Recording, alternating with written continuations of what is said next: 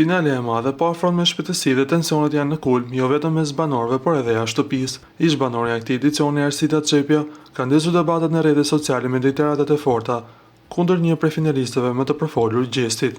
Në një reagim të gjatë, ajo ka ndarë 3 arsye thelbësore pse sipas saj Gjesti nuk duhet ta fitojë këtë edicion.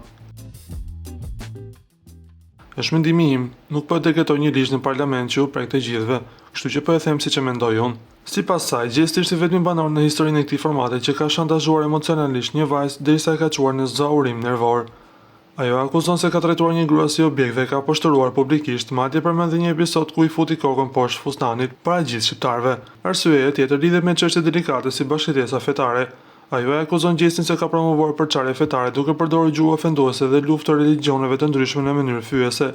Kjo sipas saj është precedent i rrezikshëm që nuk duhet të përfaqësojë një fitues të një formati kaq të ndjekur. Ai nuk e njeh fare historinë tonë, nuk i di vlerat që na bashkojnë si shqiptar, dhe në të njëjtën gjë ndjekin dhe fancat e tij. Për arsiktën, dashuria për kombin, bashkëjetesa fetare dhe nderi janë vlera që duhet të përfaqësohen nga fituesi i këtij spektakli. Për mendimin tim, këto janë gjëra që shkojnë përtej spektaklit dhe përtej çmimit të madh, deklaroi ajo.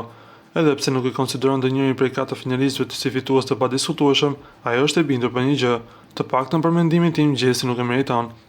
Deklaratat e saj kanë nxitur reagime të shumta në rrjet, me ndjekës që ndahen mes mbështetësve dhe kritikave ndaj komenteve të saj.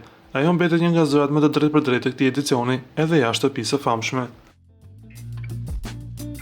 Lutem klikoni tek butoni subscribe për të marrë të rejat më të fundit nga showbizi shqiptar.